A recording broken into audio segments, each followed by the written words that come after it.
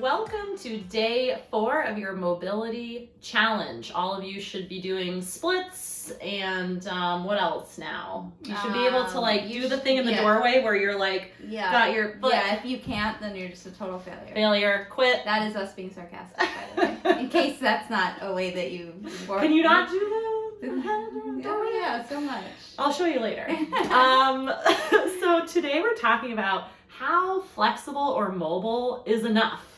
And I think for me, just coming from the yoga world, I have been in classes where you see someone that can, basically make themselves into a pretzel.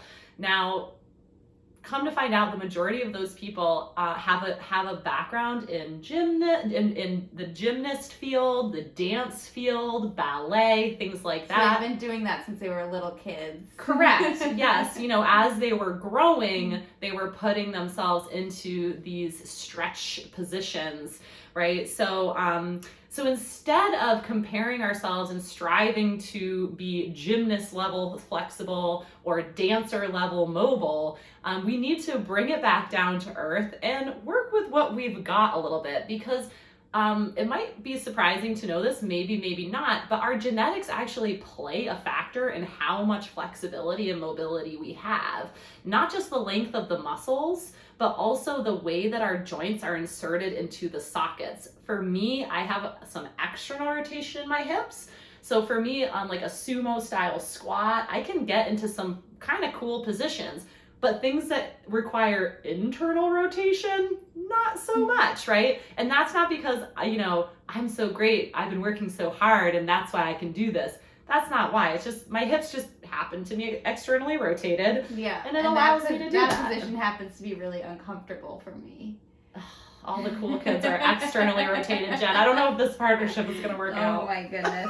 And it even affects your squat depth depending on the length of your femur and how deeply that bone is inserted into your hip and at what angle, once again. So it just affects squat depth too. Just another reason to just, it's, of course we need to be looking at prototypes to understand how things work, but ultimately we need to make it personal and say, well, wait a minute, how does my body function and accommodate our bodies? Yeah, so when we're thinking about how flexible, how mobile do you need to be, you kind of need to ask, why? I keep saying that I need to be more flexible, but what do you need to be more flexible for?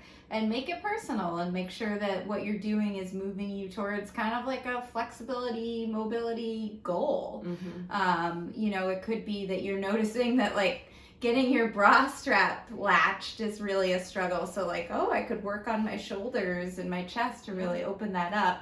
And another really important thing to focus on is that you're trying to be as equally mobile from side to side as you possibly can. So it's going to be really common, especially if you've had an injury, to have one side that's not as good as the other. So we're going to give you permission to spend a little more time with the side that feels less mobile when you're doing stretches. It doesn't have to be 30 seconds on both sides.